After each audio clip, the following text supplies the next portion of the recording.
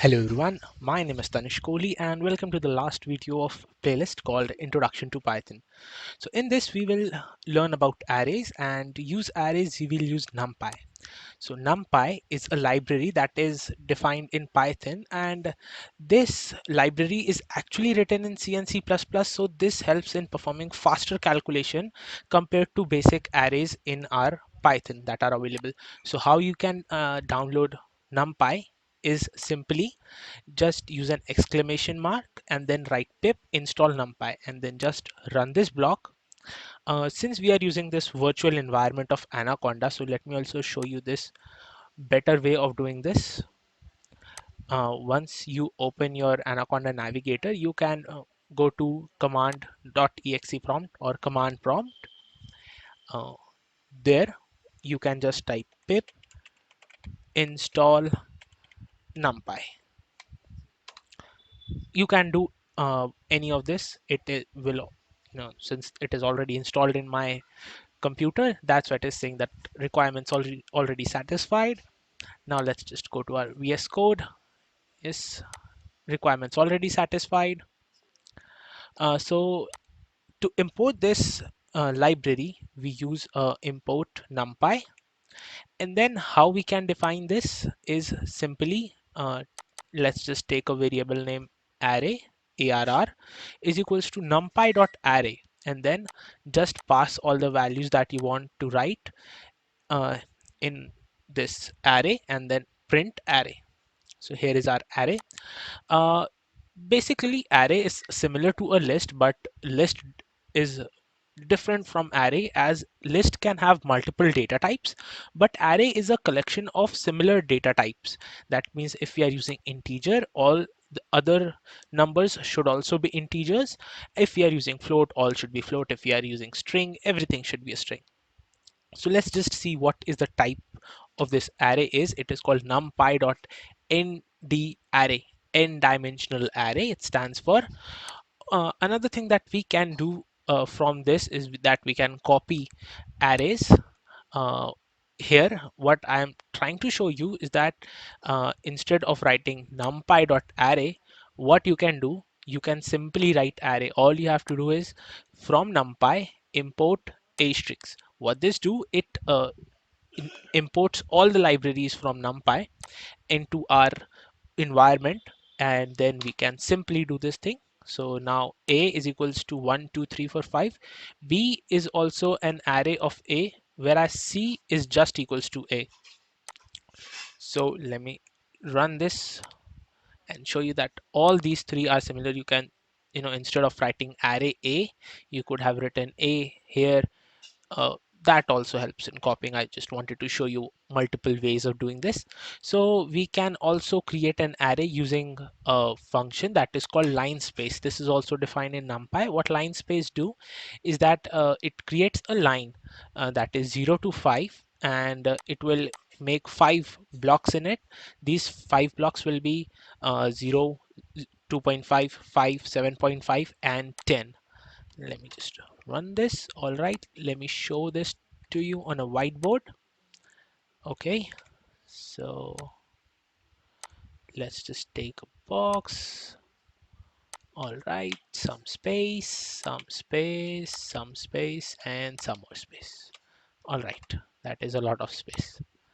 So let's just see how line space works. So here is our line with its starting point at 0 and ending point at 10. So and we have defined that how many variables we want. We want 5 points in this. So what we will do, it will simply um, divide it from middle, and then another middle, and then another middle. So this is how this line space work. It is very useful when we know that we have to make a very big array. Let's just say we have to go to 100, and we have to make 50 of such points at equal intervals. So let's just run this and see. These all are at equal intervals, but you can see all these things. So uh, you can change them to integer using a for loop. Now we are going to see what is a range function. So an a range function makes an array of whatever number is given over here starting from 0 if no parameter is specified. A range, that means array range, simple. Here we have not given any start parameters, only we are saying that go to 10, make an array of 10 numbers that are spaced with 1. All right, so in the next we are going to define a start point as well as our end point. That means instead of starting from 0, what you have to do is that you have to start from 5 to 10. So what will be the output of this? Just 5, 6, 7, 8, and 9. See, at of course at an increasing rate of 1 integers at a time. So what are zeros? Zeros are another function of NumPy arrays. We know that there are multiple usage of arrays such as 2D matrices, like 0, 0, 0, and 0. So this is a 0 matrix of a size 2 by 2.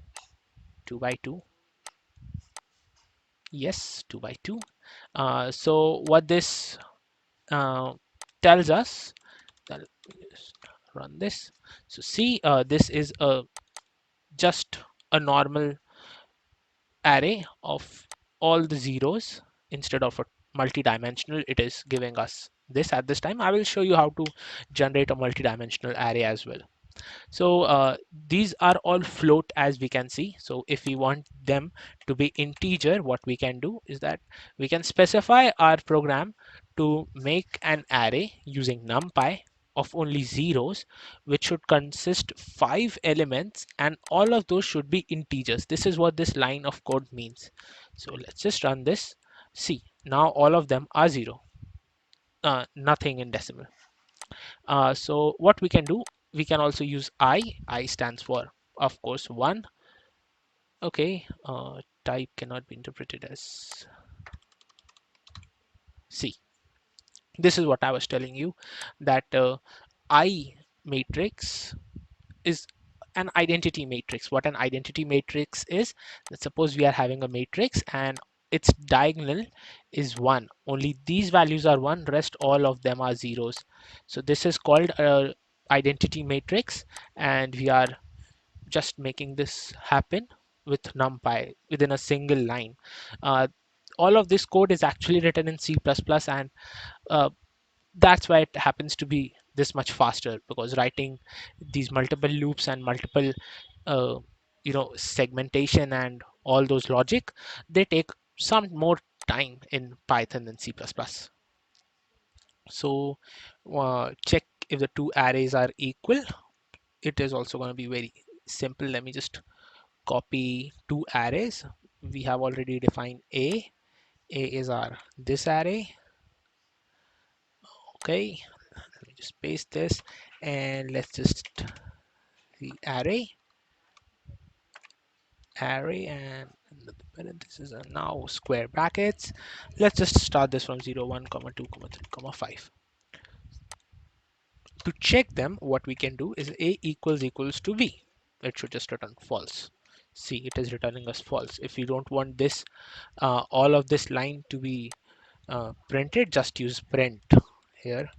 What this actually is, this is just a warning telling us that comparison failed and this will raise an error in future. So okay, this cannot be uh, this isn't actually the right way of doing this. I'm just showing you. All right, now next we are having slicing of arrays. We are given an array. Let me just cut this from here and take it to another block. All right, so here we are having an array A that is of this length and has elements 10, 20, 30, 40, 50, 60. Let's just run this. Okay, so our array is created. Now what we want is that we just want to remove this part. We don't want it to start from 0. Instead, we want this array to start from 1. So we will slice it. See, now there is no 0th index. It is directly starting from 1 and going all the way up to 6th element. There is also this one extra element that we can use. It is colon, and then after that we specify how many jumps we want to do. We want to skip two numbers at a time. So this its output will be 20, 40, and 60. That means it starts from 20, then it takes a jump from 20 two times to 40, and then jumps again two times to 60. This is what this line of code means. We can also use a dot shape to check what is the shape of our matrix or our array at this time. Since this is a single dimensional array, so it is just returning a 6 comma 0. So here we are actually defining a two-dimensional array.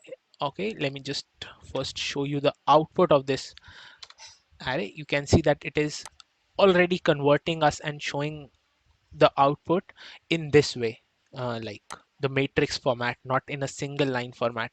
If you have coded in C, then you know that you have to write all of the logic, and then you have to print separate line backslash n, and then let's just do a dot shape. So a dot shape is telling us that this is a two-dimensional array with 3 comma 3. That means 3 rows and 3 columns. It's a square matrix. What else we can do in array is that we can reshape this. That means we are having 6 elements in this array. What we can do, that we can make it 2 rows and 3 columns. See, 2 rows and 3 columns. We can also do 3 rows, 2 column.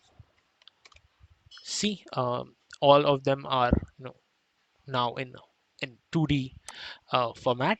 What else we can do is that we can find the maximum by a dot max. We can find the minimum by a dot min. We can also find a mean by simply writing a dot mean. It is 35.0. What is another great thing about Python is that we can use sum a. So it will return us the sum of all of the numbers, 210. A dot mean I have actually already told you. I don't know why I have written this twice. What else we can do is that we can use a built-in function in Python called a dot sort. So what it is going to do, it is going to sort this array into ascending order by default. So it is now a dot sort, and you can see that there isn't any output of this because it has changed the original array, that is our a array. So if we print a now, it will be a sorted array, 10, 20, 40, 50, 60, and then 80. See, it is now sorted. Another function that we can use from our numpys to generate a random integer, sorry, a random number between 0 and 1. So what this is a random number generated by our Python. We can also use this to create an array. We have uh, created 5 random numbers and stored them in a. See, here is an array of 5 random numbers between 0 and 1. What will be the type of a? It will be still numpy.n-dimensional array. So that's it about numpys, and basics of Python has been completed. Now we will get started with object-oriented Python, and that is going to be seriously very awesome. A lot of things I also never knew about them. While making these videos, I came to know that this is actually the proper way how a program works. So it will be very interesting. Thank you so much.